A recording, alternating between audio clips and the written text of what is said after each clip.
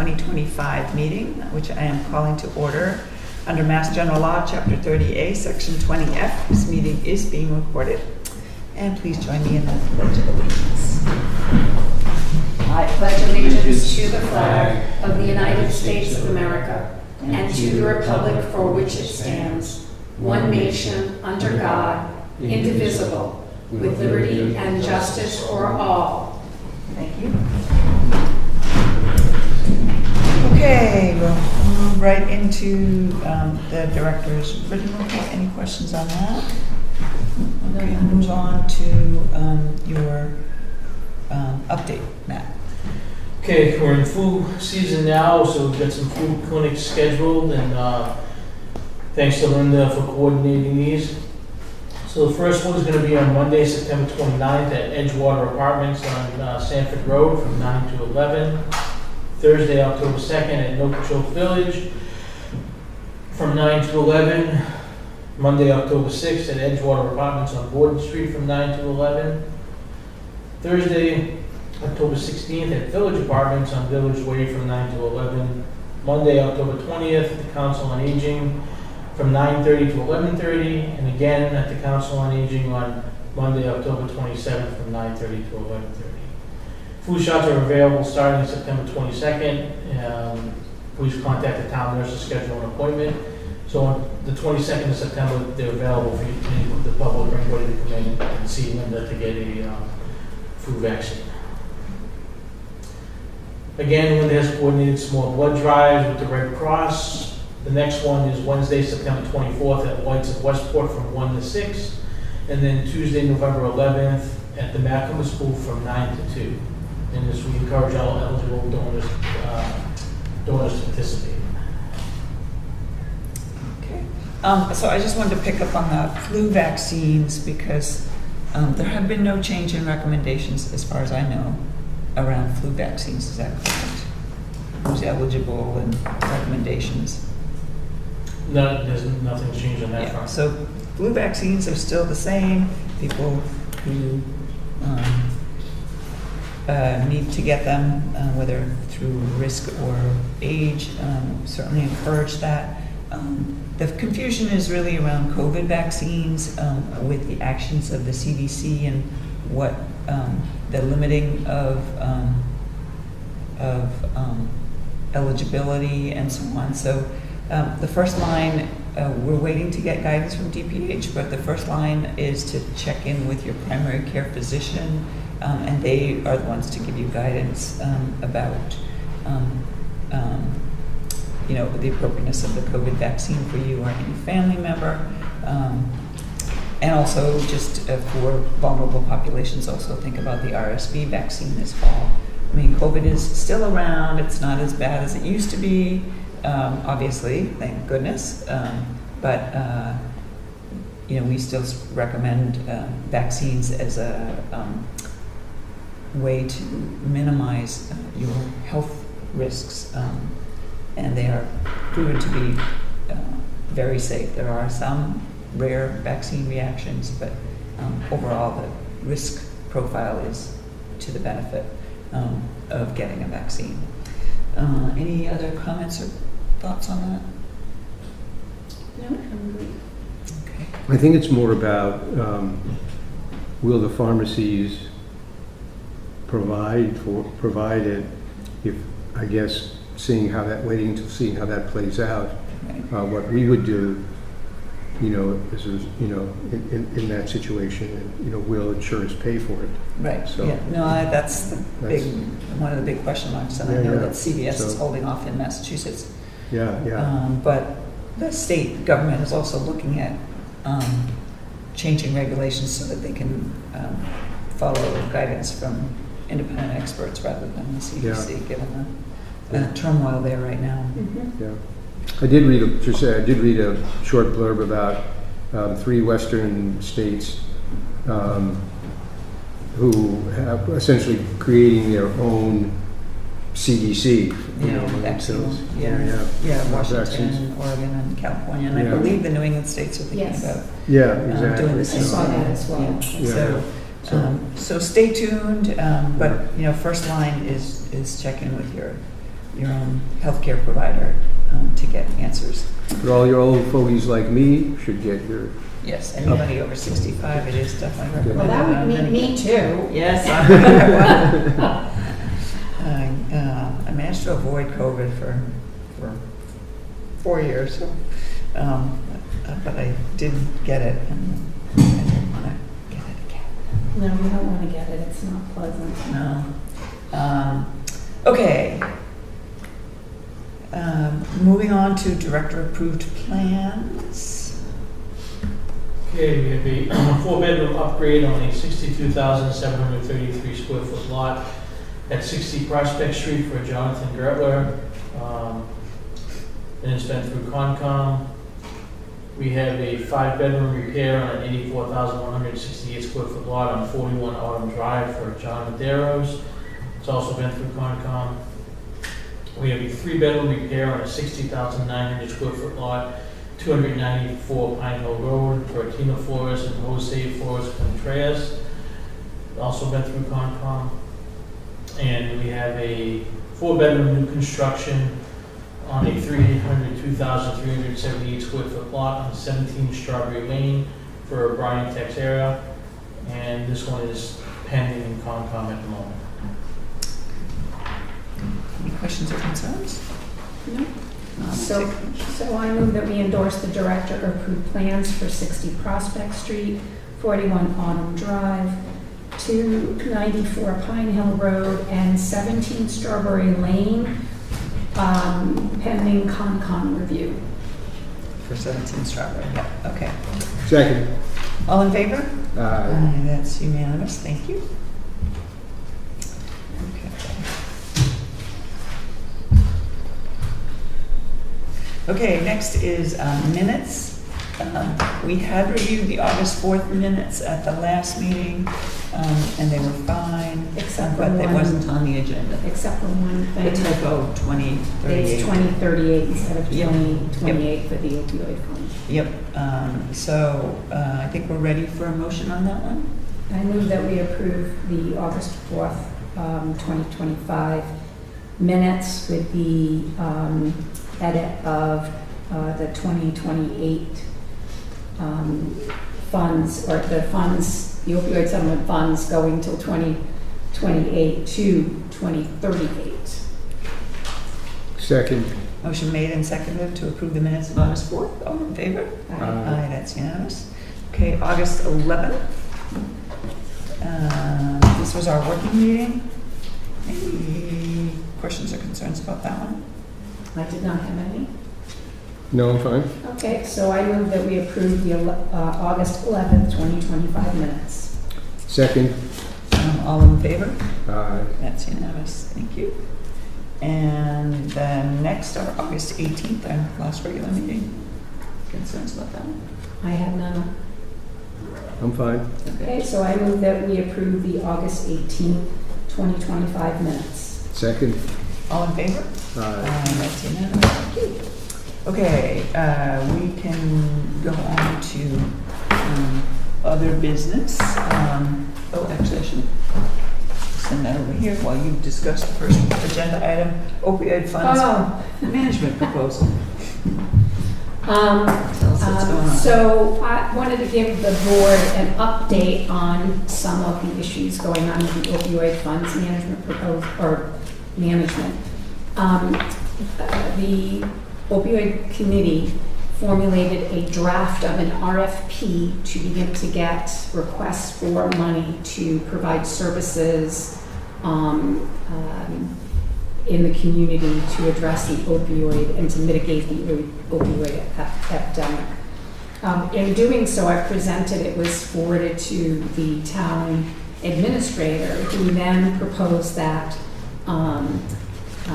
Mr. Armendo could be helping with that. And I suggested back that this wasn't a Board of Health responsibility.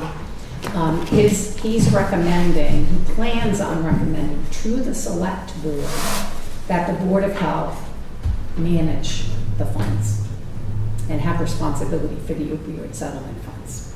So that is, the Opioid Settlement Fund Advisory Committee was formed by the select board to advise them on how to spend the funds and what would be the best use of the funds within Westport. So that's what we've been working on. And this was the first that I heard that the town manager was proposing that the responsibility come to the Board of Health. Be shifted. So I actually, I just met with him before this meeting to discuss what his concerns are. I'm planning on appearing before the select board on Monday to give them a brief overview of what the committee has done. Mm-hmm. And thus, we're at this point of creating an RFP with the idea that we're going to be getting that out in the public and soliciting requests for grants. Mm-hmm. So anyway, so I'm planning on meeting before the select board to do that on Monday. I believe the co-chair, or the vice chair rather, is going to be joining me to do that. And I don't know, Mr. Hartnett didn't suggest that he was going to be saying that in the meeting on Monday, but I know that's in his thoughts, and he said he was going to be meeting with the chair of the select board this evening. So I'm not sure what's going to happen with that. But the reason why I'm bringing it up, because it may be presented to us or presented as another responsibility for the Board of Health. Okay. Adding any additional responsibilities to the Board of Health without any resources or support is a no-go, in my opinion. We already are understaffed. We've been asking for additional staff for years, and we can't take on that load without support, is my opinion. Mm-hmm. Yeah, I think it's an unfunded mandate. Well, part of... It's not a mandate because we Yeah. can choose not to accept the responsibility. So in that, I've also met with Matt to talk about this, and he had some suggestions. One of the things in the opioid settlement fund is the provision in there in the agreement, the abatement agreement, is administrative costs. And so there is a possibility of using some of the funds to support the administrative process, which could mean time allotted to a person to do some of that work. So it would require some fancy footwork or whatever it would take to make that happen. So there's going to be a certain process, an administrative process, a paperwork process. I'm not sure what would be involved with having someone like Olive, who is spearheaded this advisory committee, be involved in a more formal way, in a reimbursement way. But there's money in the funds to do that. And I don't know why the select board wouldn't just use it to hire somebody else to assist with it. But it is something for the reason why it's on discussion is for us to kind of talk about what our stance is on that. Should we use the money to support the administrative running of the settlement funds and then move forward with it or not, if it's presented to us?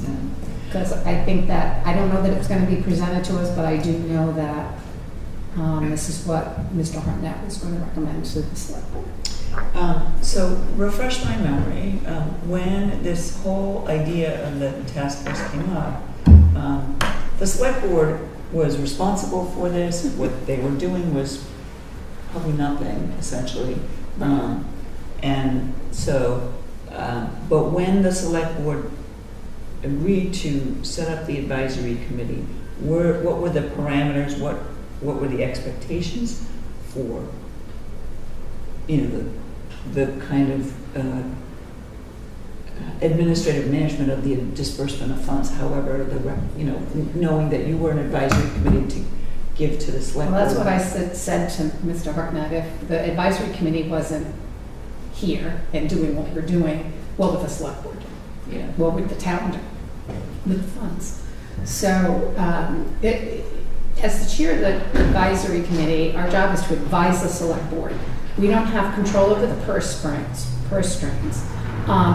We weren't assuming necessarily responsibility for oversight of whatever grants were awarded. That's not to say that the committee is not willing to do some of that.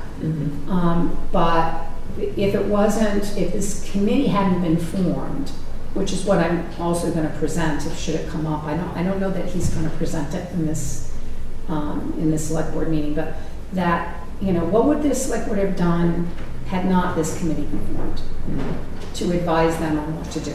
And part of the work we've been doing is getting input. It's the first thing on the abatement agreement, getting community input. So that's what we've been working on. We've had professional organizations come in and speak to us, educate us about the different programs that are around the area, how we can work with those programs, how can we bridge it, what finances could bridge treatment access for people who are struggling. So we've been doing a lot of that, and then came to let's formulate an RFP. So the RFP isn't perfect, but it was a really good start, and Dr. Dorsky is the one who pulled it together, and then we've been tweaking it and meeting, and we met yesterday remotely to approve what we have to present to the select board.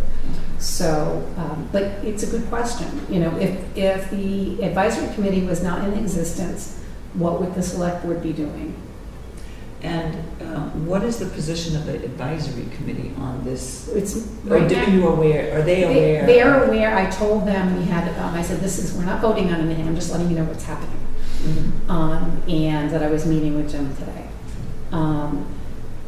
That here is what's being suggested, that I met with Matt. Matt has an idea of how we might be able to make it work, but again, the committee there's a couple of mixed responses to it. Okay. And so far 3 of the people on the committee that I've spoken to have been all for it.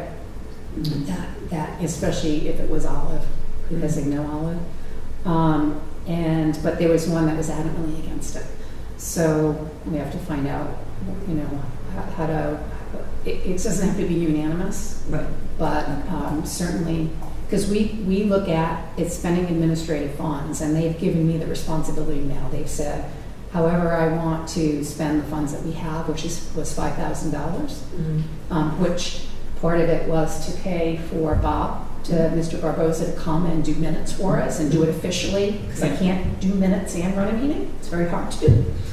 And so the committee then voted at a remote meeting to give me full control over how the money, that $5,000 is spent. Okay. So, but that's going to be more than $5,000, and so it might be a vote of the committee about. Well, actually, it would have to go to the select board if it wasn't a right. Board of Health responsibility. I think if the Board of Health agreed to take it on, and the select board agreed to give that responsibility to the Board of Health and relinquish those funds for the Board of Health to make decisions, then the committee, I guess the committee would have to be an advisory committee to the Board of Health, and we would advise how we would want to see the money spent based on what we've done. So, again, this is not in stone or anything, but what triggered all of this was my sending the RFP to Jim for his review. Okay. So, I mean, it's for me, it's really hard to make a qualitative, judgment about how, I don't know, burdensome this would be, because it's, because it's in its maturation stages. We don't really know how it's going to turn out. In this sense, which I mean, if this was a program and the only thing that you were doing was distributing Narcan, it could be very straightforward. If people were coming forward with innovative ideas about how to address addiction, and, you know, there's a committee out there who's evaluating whether or not they should get a grant, and then overseeing it, and all the things that are associated with that is a whole nother level of responsibility and sophistication in how you monitor it and the criteria you're making decisions about whether or not to get, you know, so it's really hard from the distance I am about that, or where it is in this stage, you know, to say there's a right way or wrong way to do it. But it may be that if we accept the responsibility to do it, that we do it, you know, we just don't bite off more than we can chew, basically, and do things that there are good models for, that there are people out there who, you know, if you give them the money, they have a long track record, and because we want to put the money to use. Right. And at the same time, you know, as Tanya said, you know, we don't have the resources, you know, as, you know, for example, we do with the community septic program. We have a dedicated person who does all that, and but again, in a certain sense, that's very cut and dried, because it generates septic plans, and Matt knows how to, you know, it's not as open-ended potentially as battling opioid addiction. So I guess my just advice would be go into this with if we're going to do it, you know, with very controlled and modest expectations, you know, in year one as to how this is going to work until we really get our feet wet. Matt, you want to chime in? Well, I guess the plan that, you know, we talked about with bringing possibly all over for X amount of hours a week to help with the reporting, the bills, the administrative burden of it, is really the only way it can work. I mean, it can be any person that, but preferably someone with experience and knowledge, such as Olive. But other than that, there's much like, you know, the town administrator is saying that they don't have the resources to do anything. They don't have the manpower. Neither do we. And we're all overloaded over there to the nth degree. So I would just, I kind of be right now until we get a clear idea of, you know, how the committee's going to go, and if the select board's going to even entertain possibly asking the Board of Health to take it over. I would just kind of wait and see how that shakes out before the board makes a decision. Yeah, well, I think for the board to agree to take it on, there needs to be a really clear written sort of charge of what the expectations are from the select board, and then we will either agree or not agree, or propose modifications, but it's got to be pretty clear, I think. And you know, if there's a proposal around using getting more administrative funds, and sort of what the expectations of the person, the administrative role is, and so on. So, you know, I know you have really done a lot of yeoman's labor on bringing this to life, and I really appreciate that, because the town needed that. But I think the discussion with the select board will be really illuminating. Well, and Craig is on the committee, and he's on the select board, so he has the perspective of both sides, and he's aware of this because we talked about it in our remote meeting yesterday. Okay. So, you know, and I wasn't expecting the board to vote on anything today. I just thought it was really important that you were aware of, and the board is aware of, that this idea from the town administrator has come up because I presented them with a plan for looking for proposals. Right. And so, you know, when we're talking about, for people in the community to be aware of, right now we're sitting with over $317,000 that's in a special account for the opioid settlement funds. The projection by 2038 is over $1 million in funds. And if we do not manage this well, we could lose the funding. So there, I mean, there is a, precedent from what happened with the collaborative in terms of the money from the collaborative funding, administrative support for the program. Well, but it would be, so the settlement funds would either reimburse the collaborative, or there would be a role that she would fill based on what the survey has shown we need. Like education. Education came up, and all the people that we surveyed, there was all this stuff about education and stigma. Olive could run with that and spend time and energy in focusing on education and anti-stigma campaign in Westport, right? So, but it would be almost like saying a day a week, 2 days a week, Olive would focus on the opioid settlement fund, but the settlement fund should be either reimbursing the collaborative, right, or would be directly paid to the Board of Health to pay for all of it. There has to be some way to do it. Her time would be coded directly to the opioid funds. The collaborative couldn't pay at all because there's a funding source that exists, Right. and it wouldn't be able to pay for that when there's an existing funding source that is approved to pay for it. Right. Okay. Well, there's a lot of, there's some practical issues, but the bigger issue is who's going to maintain the responsibility. Either the select board will, and you are the advisory committee as you always have been, or they will, if they want to consider another alternative, then they have to make a proposal to us to say, we would like you to take this on, and we'd have to say, under these conditions, kind of thing, I think is the way we would proceed. And there has to be some acknowledgement,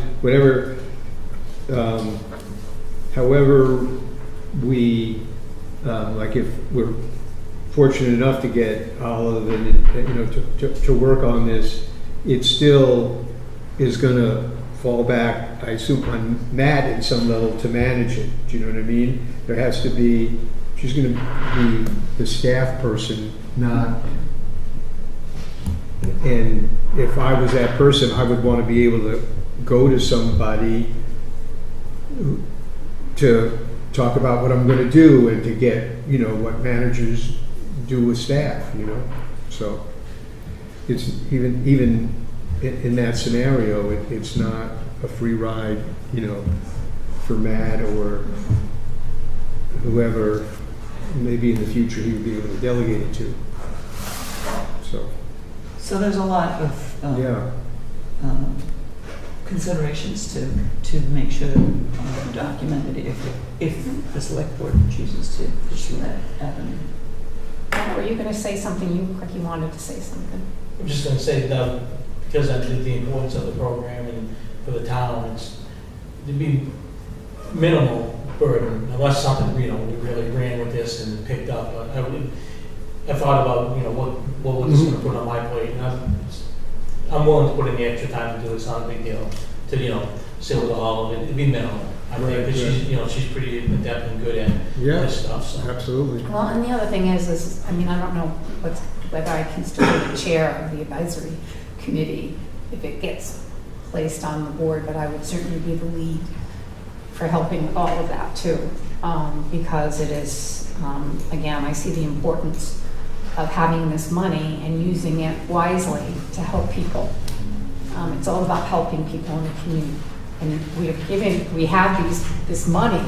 I don't want to lose it. Definitely. I don't want to lose this money. It would be. Okay, well, we need to move on. I think we'll not skip. We'll postpone the other business items until after our 4:30 discussion, which I will invite Cecilia and Rob Del Badio come on up. You can have Great. a seat right here. No, just sit right here. Let's keep this informal. We have received a copy of your letter. Oh, I forgot to put mine. Want to read this one? Oh, yeah. We all forgot to Okay, put right. a sign. Sorry, my sound. I'll pick it Sound up. okay? Okay. That's fine. It's fine. Their own direction. So what I thought I'd do is just let you present what you've given us your letter, but explain the circumstances why you're here today, and what you're looking for. Sure. Well, we are like many people in this town, only finding out about the new regulations that seems to be trying to model itself after the Cape. I think it's about the denitrate. We're For looking septic. at, yes, denitrate for we're looking to put in an ADA compliant ADU for our son who is disabled. And it's on 4.3 acres. However, we are not concerned about that now. We're just trying to get some answers to understand how this all came about and where it's going. And it's not making a lot of sense in terms of the date, the timelines. I found out about, I never would have, all this stuff, House Bill 887, how that may affect what you've ruled on. A lot of this seems to have been done during COVID, but then I'm finding that the timeline on this was 2023, 24, and even more recently updating the Mass DEP rules.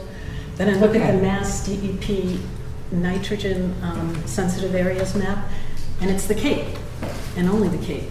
Yes, we are possibly, and I'm very happy, we're very happy, we understand how important the rivers are and how really necessary to this town it is. And I'm happy to see that the area around us has improved dramatically.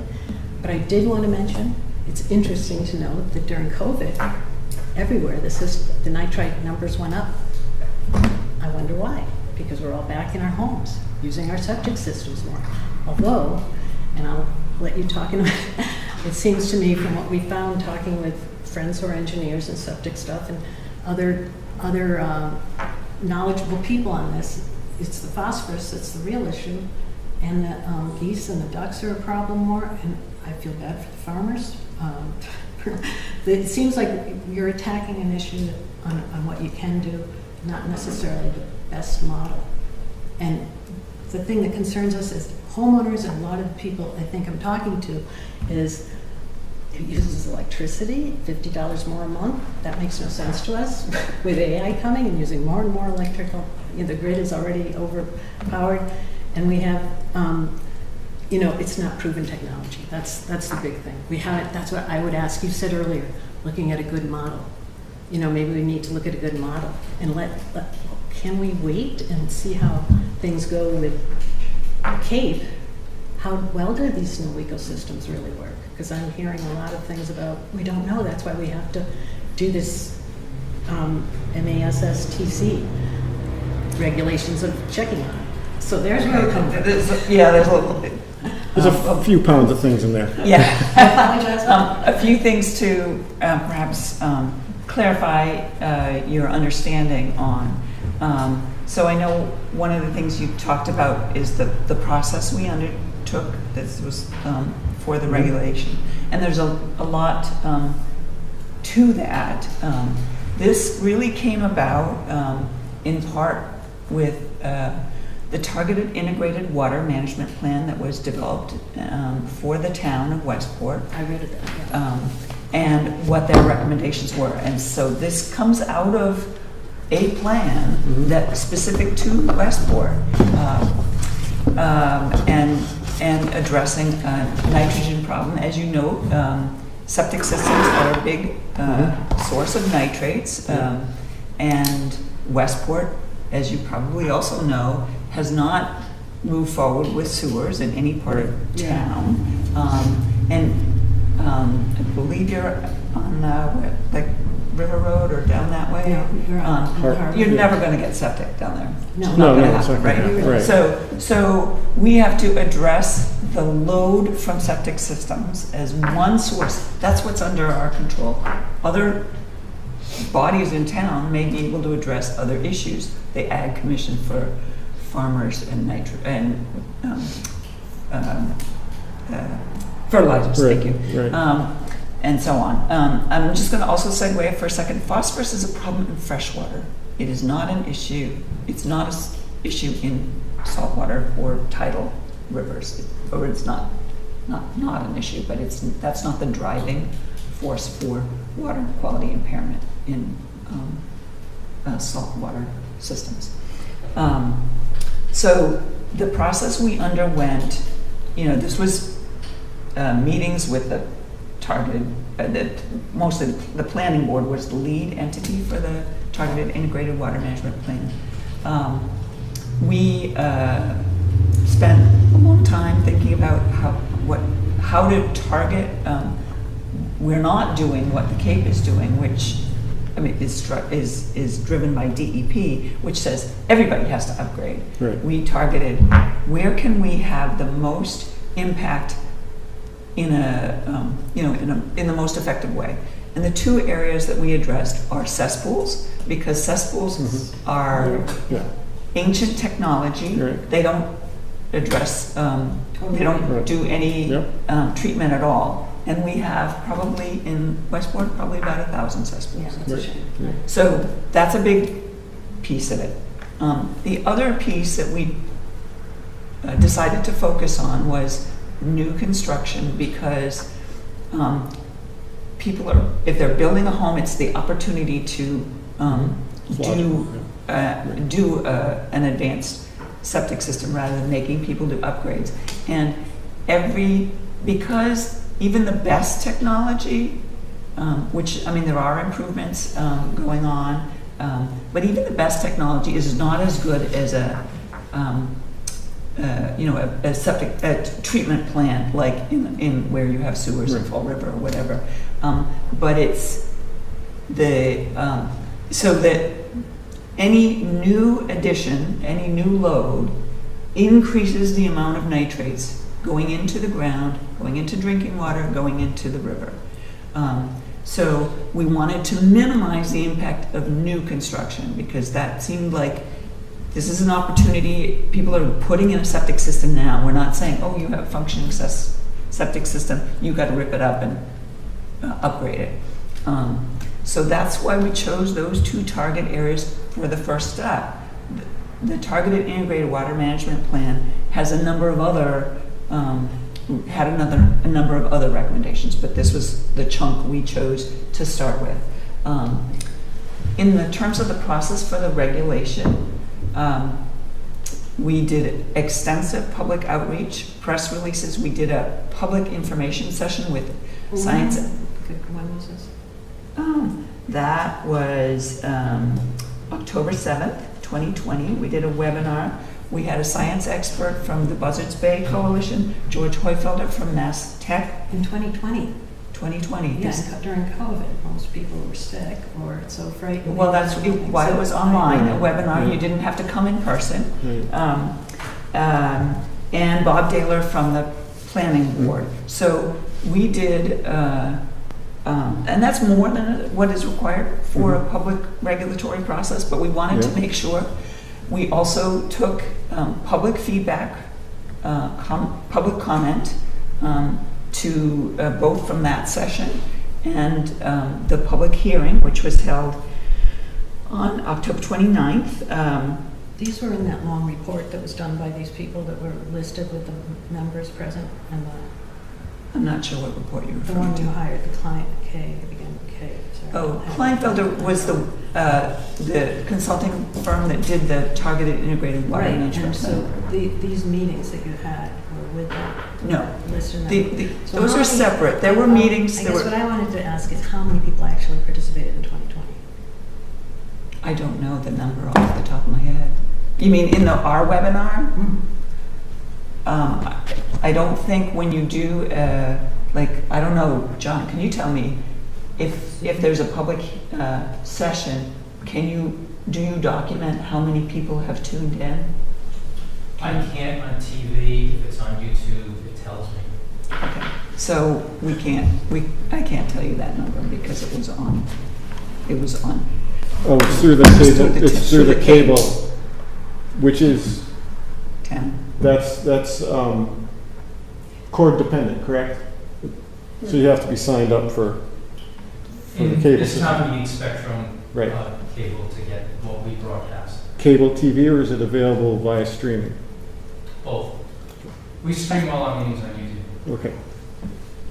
I don't know how it was happening. Back I in mean, 20 there's a lot in 2020. 2020. Yeah, I don't that's know crazy. how it happened. So I'm not sure I can give you a number, but it was pretty robust.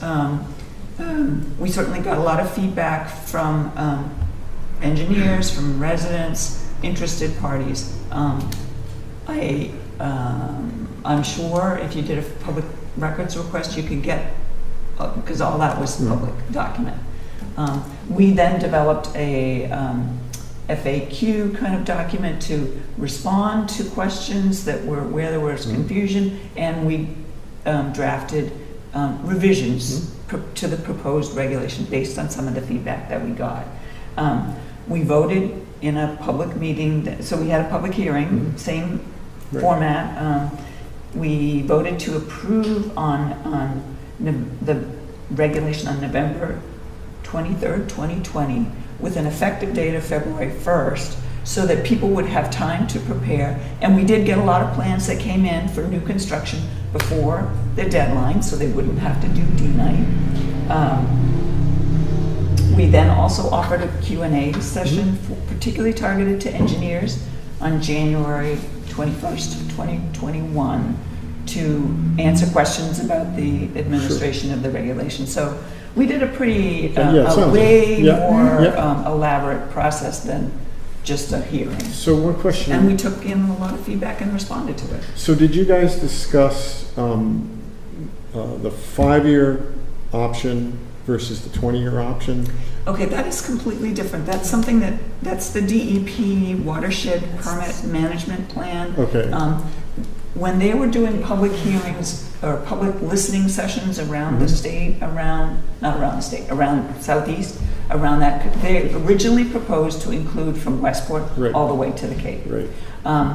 We actually successfully argued not to be subject to that regulation because it is more onerous than, more strict than what we had, because we had taken proactive steps to establish a regulation to target what we thought were the highest, sort of biggest bang for the buck, and that we were, unlike many other towns, we were proactively addressing the nitrogen load, TMDL, total maximum daily load nitrogen problem in the Westport River. Sure. And that argument was successful, and they restricted their permit process and that, what you're talking about, to the Cape. So the South Coast communities are not subject to that. So it is not relevant or applicable to Westport. Okay. And in developing the new guidelines, did you guys consider other approaches besides kind of what I would call septic container systems, say treatment at the field level? Have you looked at any of those systems? Can you just So explain a little bit? obviously nitrates in the water system it's not restricted to this part of the country. Florida is an example where they have high water table, and so this is a very big problem for them as well. I think now it might be more freshwater. They're concerned about the Everglades there, and I don't know what the saltwater mix is in the Everglades, because I know some of it is coastal and so on. But they, so they've been dealing it with kind of a similar thing where you put a biomass material, which is what the septic systems use. That's kind of the active material. They put it as a layer below the field, so it's a substrata layer. So now it perks down through that. So it's just using gravity. It's not using electricity, and it's an alternative. Well, layer cake systems are something like that, using wood chips, and they have not been successful. They were piloted, and in fact, I think the Buzzards Bay Coalition got a grant, and there were 6 residents in Westport who stepped up to pilot that, and the results were not, they're not any better than a standard Title V septic system. So, but that whole innovative technology process is not under our control. We do not dictate to homeowners, engineers, or anybody else what type of technology they use. The approval process and the oversight of alternative technologies is all done at DEP at the state level. They have a piloting level, provisional, general use, and what's called remedial use. So there's 4 categories. For instance, the layer cake was a pilot, and it required a lot more oversight and monitoring and so on in order to prove its worth, its success. And so those systems basically failed to prove that they were better than standard septic technology. There are a number of systems that are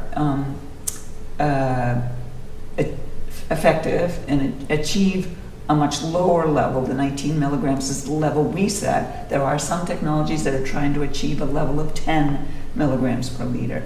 But there are some more proven technologies that that are relatively effective. We in my own property, we installed one, and we've been really pleased with the results there. But we did not see a $50 per month increase in electric on ours. Can I just ask one other? So the hold harmless agreement, I think as a homeowner and as someone who's simply trying to, I mean, this is supposed to be the greatest community I was told in the state. Our town has the most elderly people here than any other town, which is kind of amazing to me. But there's so many people on limited means, people who want to bring in family members who are disabled or elderly. When it feels to us as though you've painted it you take one brush to paint everyone with, and it's nothing is individually looked at. I'm not, we don't feel, I don't understand the hold harmless in sense of this is new technology. The homeowner for 2 years pays, I was told $1,000 a year for the inspections. Is that true? So it depends on the technology you choose and the provider that you choose. But see, now wait a minute. When you said that earlier, I went into the Board of Health the other day. They were like, oh, you have to have only these systems. So you said you can choose anything. But it sounded like, no, you're only allowed Norweco or, Simulaire is the ones that they seem to be. Those are the most commonly, it's really the engineer will help you decide which technology. But we have a performance standard of 19 milligrams per liter. Okay, and some of them, sense. I can understand, yeah. Some of them meet that consistently, and then there are other technologies that are in the testing phase or provisional. And I've mentioned there are some that are in this testing phase that do better than 19. They're down to 10, but we felt 19 was the sort of the accepted technology level. And so in terms of we have heard complaints about so there's 2 pieces to the maintenance of this. One is the regular operations and maintenance that you need to make sure it continues to operate because it's an active system as opposed to a passive leach field. And the second part, which we require, and actually we have a proposal to scale that back, is the testing the total nitrogen from the effluent, from what comes out of the system, to make sure that it's meeting the standard that we establish. And that is expensive, the testing, and we'll be discussing later in the meeting the proposal to require it for the first 2 years, but after that, once established a pattern of success, that it doesn't need to continue being tested. at that level. How many years So- do you see that up for? I mean, I'm sorry? How many years do you think that will take to see a pattern that you're What we're proposing is 2 years starting when? upon installation of the system. Of everybody's system. Okay, so that will continue through, though. You will, Each it's not like- individual person's Yeah. systems installed. Okay. So for, That's what I you know, heard. depending on when it Right. gets installed, Right. 2 years from the. How many have you found so far that don't work? I don't offhand know that number. Okay. Can I ask a question? Sure. You're here because you're planning on Well, adding an ADU. Yeah. We're hoping to. Not at, so it's a separate, our plan, that we were hoping, was to put it in the front half, right on the line of Old Harbor, across the street, Little Compton. We're at the highest point, very, very high up on the hill. It levels out there. It's the highest point in Westport, we were told. It's 400 feet down to the well. This ADU would share the well that we have that was up front, because the people that bought us before were going to put their house up front, and we put our house back so that we could have a walkout. So we put its own septic system in. Okay. We did have Lenny Potter come out and do a test, and it perked, and it's fine, and it's a flat field. And if it was a separate, if we put a small road in and made it have frontage or whatever, could be a separate building that could be sold on its own, I guess, and probably work okay. But it would be new construction, as long as it falls under new construction.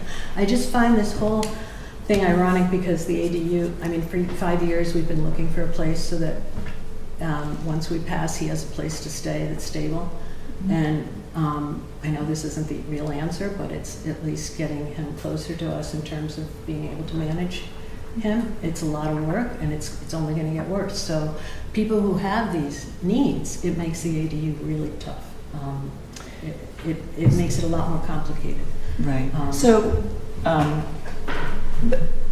don't know your personal circumstances, and I don't know the size of your septic system now, but one of the things, and we're discussing this as part of our regs changes to clarify around ADUs, because there's, as you know, the regulations have changed, and DEP has issued specific guidance around septic requirements so if you're proposing to install a new septic system for your ADU, correct me if I'm wrong, Matt, but to add, let's presume a one bedroom, but you eliminate a bedroom in your existing house so that you maintain the same level of we have a septic. 4-bedroom and we have a 3-bedroom house with Okay. no opportunity for any other bedrooms.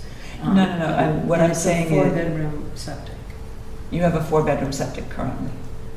Then You could tie the ADU into the existing septic No, we if can't. it's possible. That's not practical. It's not practical. Okay, Yeah, okay. yeah. Location is too Yeah, far. yeah. It's, Okay. and it's. And it's our understanding that would require upgrading the existing system.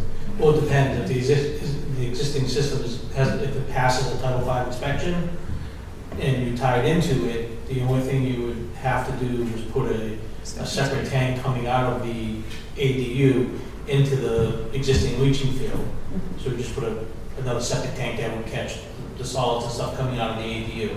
We wouldn't have to do the upgrade with the D-night or anything. But only if that was, practical and that would work for Right.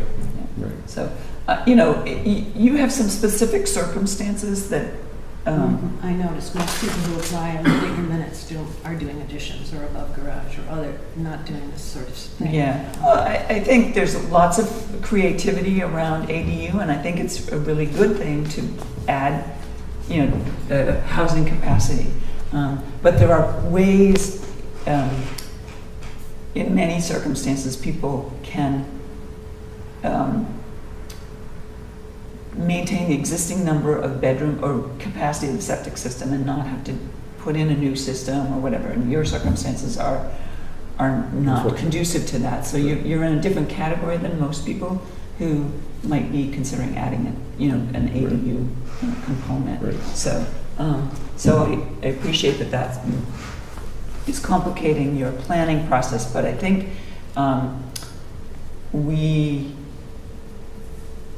you're right any regulation is, it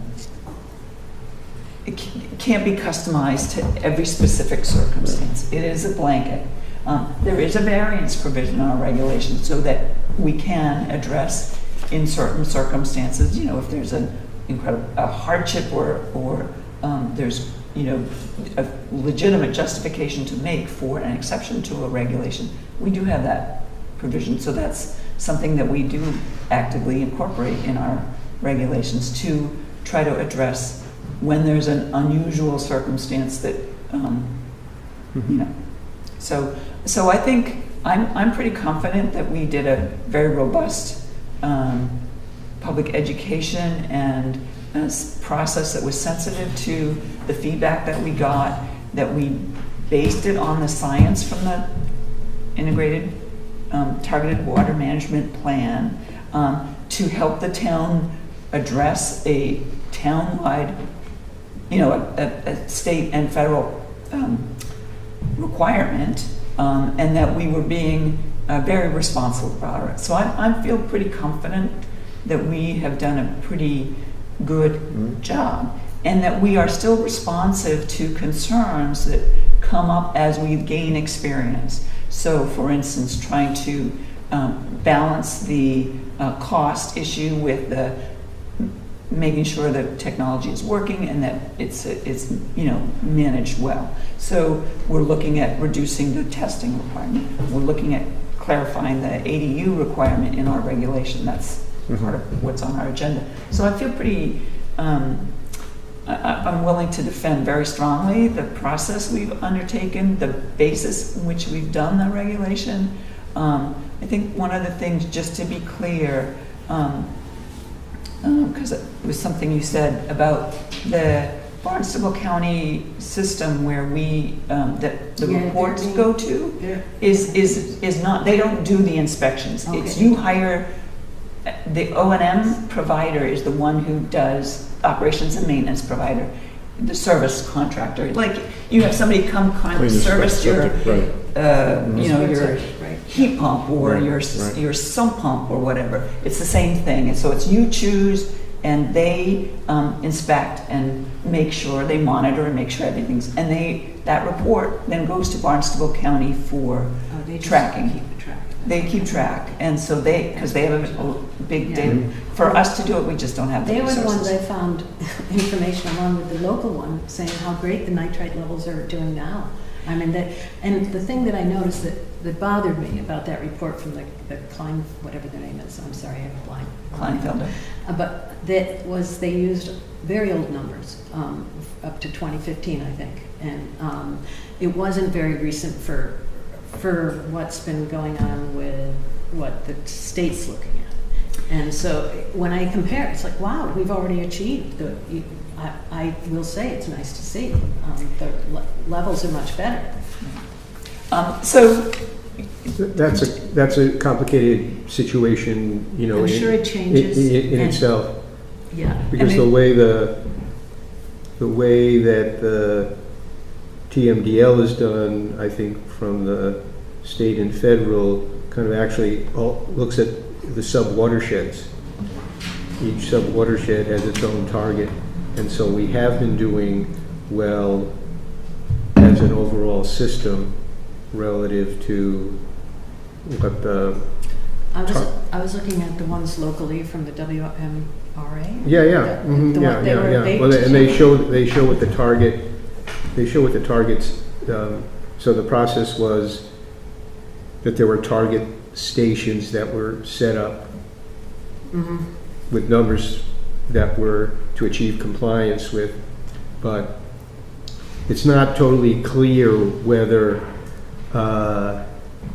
DEP is relying on those to achieve compliance, and once we meet those, once the river meets those, that we've met compliance. Because I think that their view of it is that there is a certain load, and that is really what the measure of compliance is.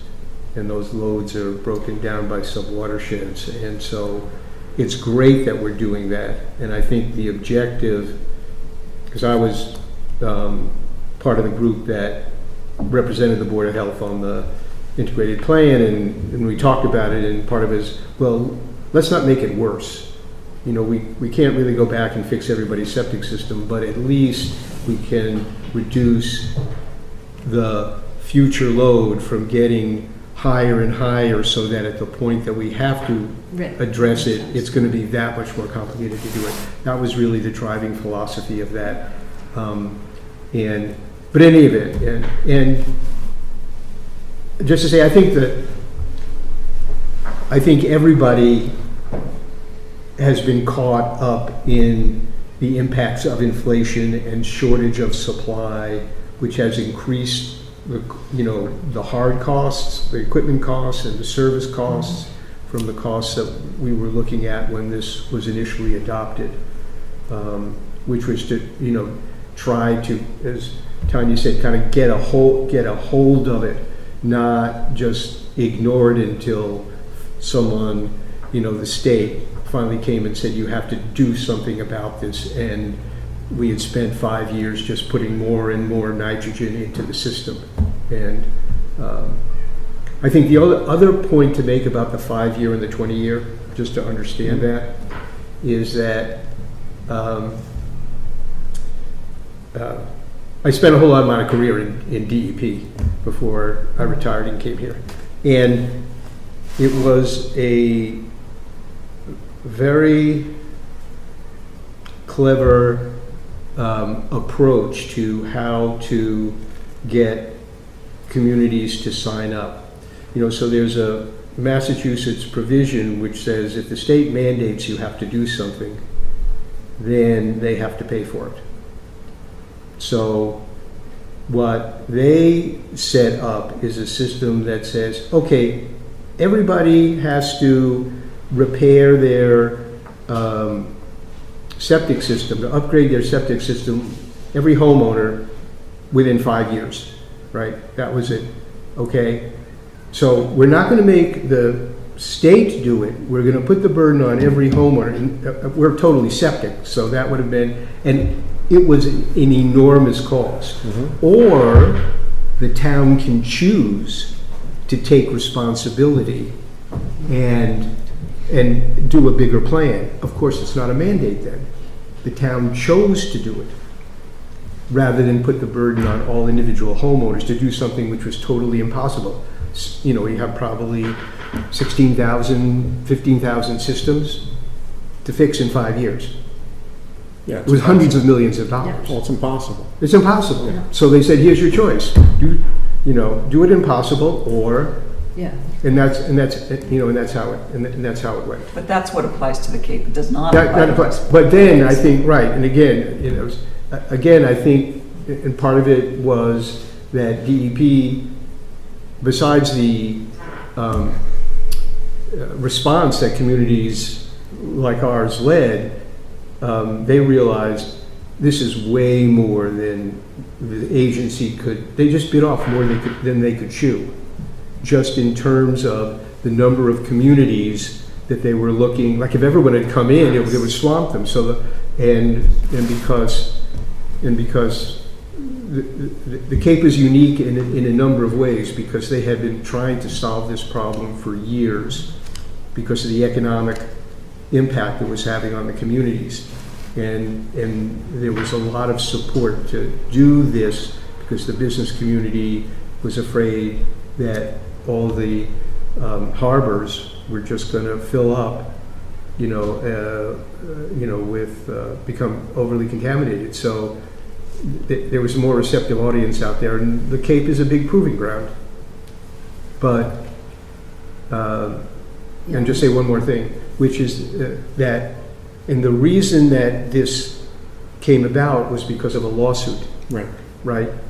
And so it's out there, okay? I don't think, and at some point, again, trying to get ahead, they'll come back and be knocking on our door. So it was this was, Trying to anticipate. Let's- I understand. We're I understand. we're trying you know, very so we're hard trying to be do it, and responsible it's and unfortunate balanced. that, it's unfortunate for homeowners that the costs have gone up the way they have. And, We thought volume would reduce the cost, you know, instead Not- of. there's- Supply isn't yeah, there, though. there's not enough people to do it. yeah, but. And then I think for, on the homeowner side, it's beyond the sticker shock.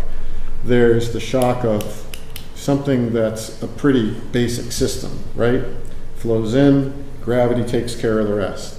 Now we've introduced all this technology. We've introduced pumps and fans and all this stuff, and Right. computer control. 3-year warranty. And as somebody who's been involved with technology for many years, it always fails. You know, when does it not break down? And that environment is going to be very caustic, that it's, those motors are operating in. So, okay, what am I going to get out of a lifespan before that stuff's getting yanked out and put back in? And then it has the sense of, are we on a little bit of a moving target? So this is the new accepted, oh, your thing failed, well, now you're going to have to upgrade it to this because that's the new standard. So Well, it's, yeah, I mean, DEP has said 10 is the new standard. We have 19 as the standard. Right, and so that it just becomes this kind of thing that keeps shifting. Yeah. But even then, let's say the standards stay the same, just the operating systems within these tanks are going to continuously turn over.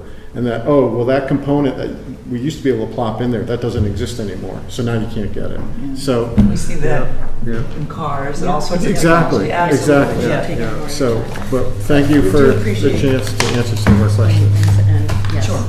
You know, I understand that if this, you know, so all of a sudden you have a lot on your plate, and all of a sudden it's like, hey, wait a minute. But So- I think we're really trying to be balanced. Well, that's I hope without we question. answered your questions. Yeah. Yeah. But if you have more, feel free to Great. reach out again. All right, thank you. Thank you. Okay. Bye-bye. All right, so we're going to return to the agenda. Well, apropos, local septic regulation proposed updates. We had talked about this at our working meeting, and I just put something out there just for the initial discussion. And I hope you guys had a chance to look at it, and if you've got critiques, now's the I time. did, that's I why did. I asked about the ADU, Yeah, was if they were connecting it to the same system, then yeah. it would I have mean, been. all the scenarios, I mean, we included in the packet the Title V guidance, which is pretty, you know, a lot of scenario-driven examples. So I was thinking that maybe that was one of the motivators for them to come in, is like, ooh, you know, we're possibly doing an ADU. So turns out that was right. So I'm trying to keep it simple. So if it's connected to its own new system, or if there's an increase in the actual or design flow to an existing system. And this is not to preclude the existing Title V requirements, like the second tank, for instance, or whatever. But since we didn't really, you know, this new construction definition didn't contemplate ADUs, I just thought this would, as simple as possible, proposed definition addition to clarify on ADUs. So I'm looking for feedback. I think this looked fine to me. I don't know if you want, you have "or" at the bottom. Was that to replace the entire? Oh, that's for section 16. There's two, yeah, I'll explain that in a second. Oh, okay, so Let's we're just still talk on about section 10. Okay. Melanie, are you okay with? Yeah, when I went back to, it actually, I think the new language is fine. I got kind of caught up in a little bit in another part of it, but maybe we can, it had to do with the fact that in our regulation, we don't kind of define what a facility is, which Title V kind of defines a facility. And the reason that I thought it became relevant and a slight is that where this says the construction of a new building for which an occupancy permit is required, and I think the way Title V, and that I guess kind of presumes that that building is actually going to generate flow. You know, that they have either, you know, and I know this is really off tangent, but since we were messing with it, I just brought it up. But well, let's so I'm fine with this, and I guess just had a collateral question. So is if someone has a 1-bedroom ADU, then but and it's separate from it's independent. Is it designed to accommodate 2 bedrooms, or does it go back to that kind of minimum, the only exception? You don't have to, You can do 1. you can do 1. Okay. I will just, to be clear, I think I don't have it, our definition section says, we adopt the Title V definitions, I think. Hold that. Oh, yeah. So well, facility would be that, that we're not changing the facility definition. Right. In other words, no, we're so not. we Right. would adopt, that's what would apply. Yeah. So, because because I thought we had kind of separated that out. So let's see. So just to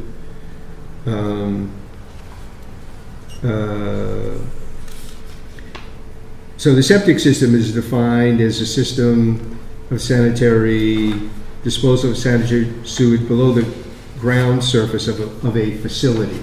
Mm-hmm. And then they define facility as anything that's connected to a septic system. And I think that's, and then our definition, we use the word facility in the except where a board determines that it's feasible to connect a facility to blah, blah, blah, blah, that they have to install a nitrogen reducing system. And this is just like a practical,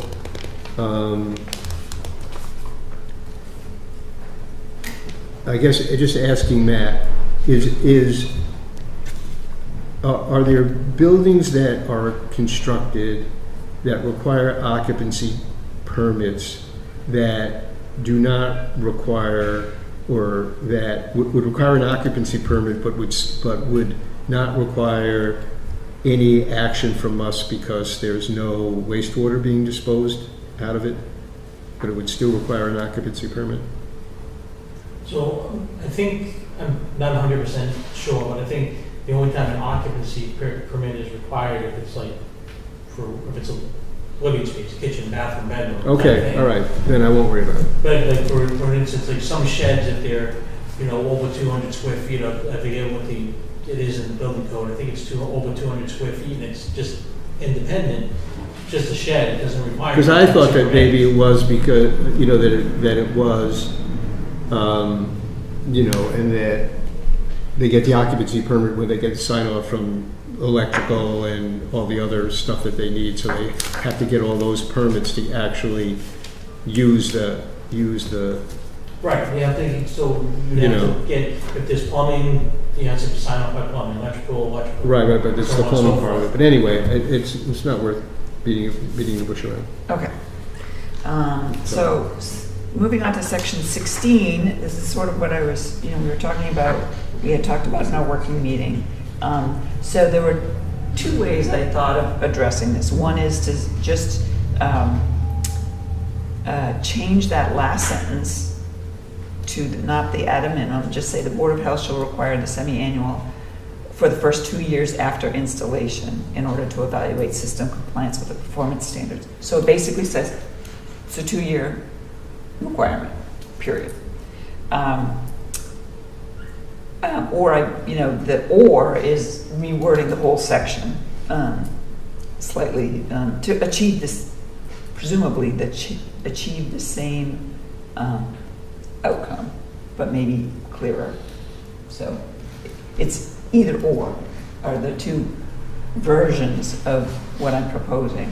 But the intent, I think we agreed at our working meeting, is to have the 2 years of testing requirement and then not have them have to come to us to make a case for lowering the requirement or anything like that. We just make that the default. I thought it was 2 years, and it had to be an average of those 2 years, 19 milligrams per liter or less, in order for them to eliminate the 2 years of testing, because we wanted to make sure that the system was functioning over those 2 years. Right. So is that in there? Well, in order to evaluate system compliance with the performance standards. So it's there, and we still have the opportunity to require, like if they don't meet the requirements, we can say under, the additional maintenance and monitoring that they have to continue testing. Mm-hmm. But that would be, the onus would be on us, not on the homeowner, so that.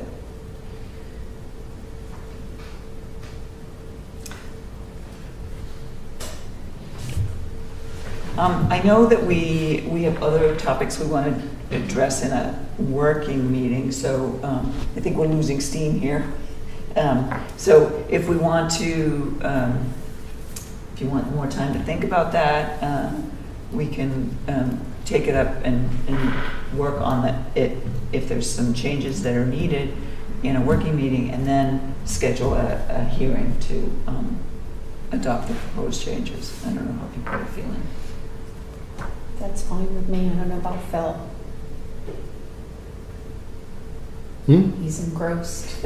Oh, no, I'm The suggestion is that we don't make any vote now. We take it to the working meeting and tweak it some more.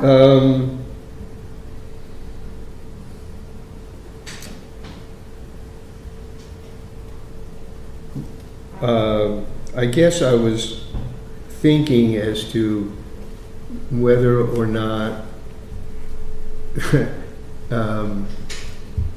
but I'm fine either way. I mean, I think the outcome is fine. I don't know that. I think it's good that we're communicating a message that we're only going to require 2 years, and so that is, and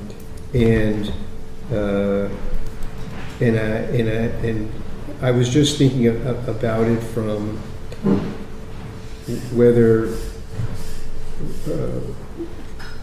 it accomplishes that, from not from a practical implementation, but from a messaging perspective, I guess. That's what Right. Well, this is a legalistic, Yeah, because I it's know. a regulation. Yeah. We can do outreach that is more, shall we say, user-friendly, or sort of for the general public, because this language is, I'm putting on the lawyer hat. Phil. Come on. I mean, so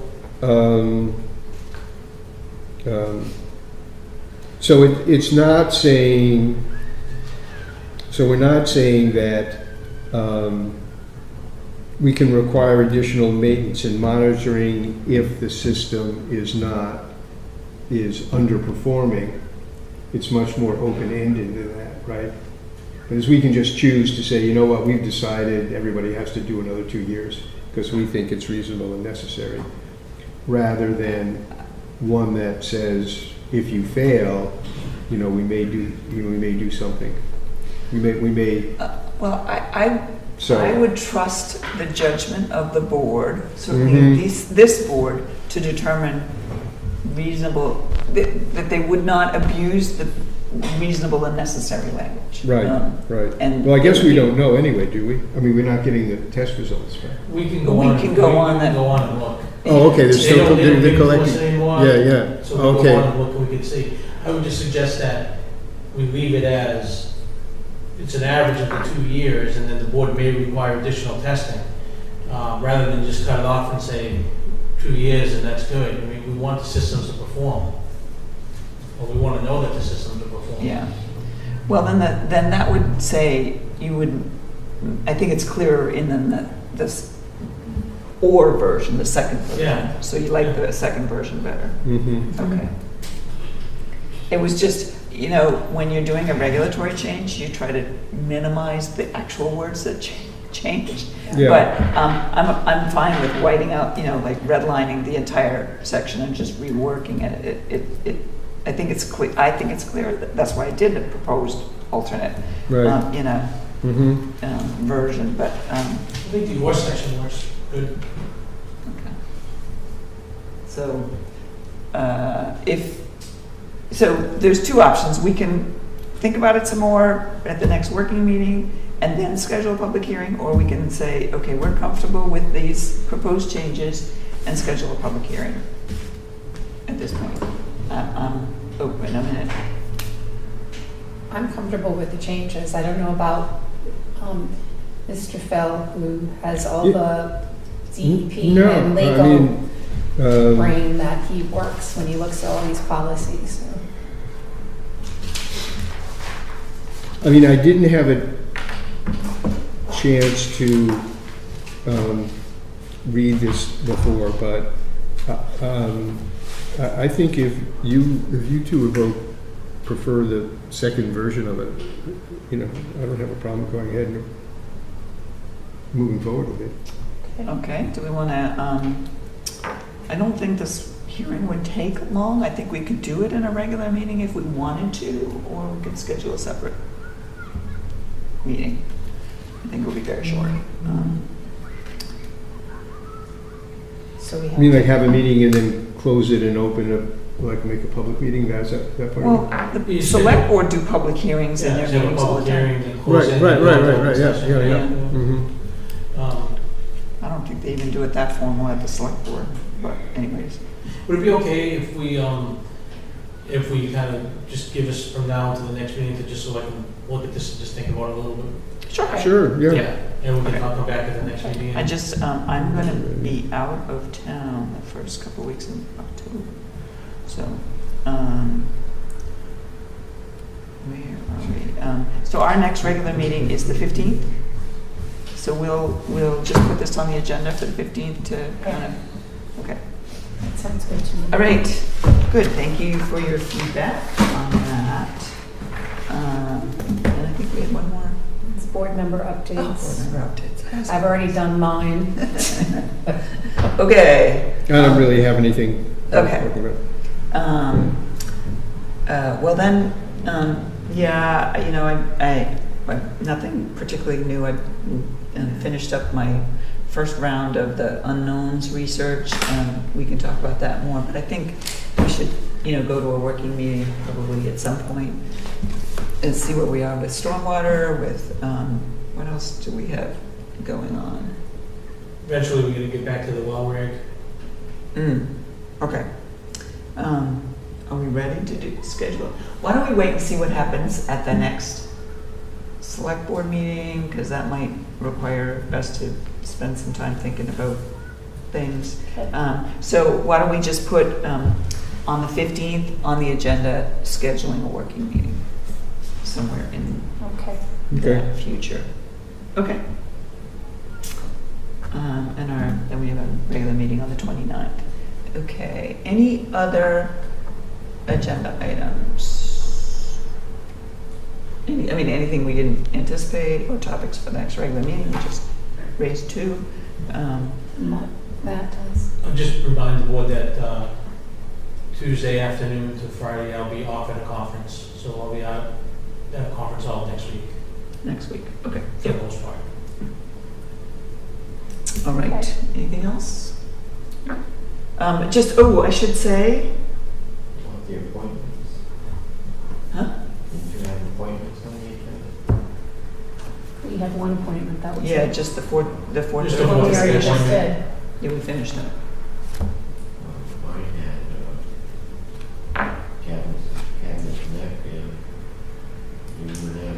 I think you have an old agenda. Evidently. We'll make sure you get the current agenda so you can align to your notes.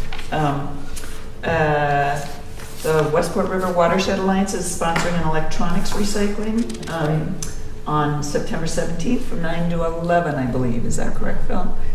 Behind Town Hall, just a reminder for that. And again, we're planning household hazardous waste collection for the end of March, and more details to come on that. Okay, anything else? No, Madam Chair, so I move that we adjourn this meeting at 5:30. Second. All in favor? Aye. That's unanimous, thank you.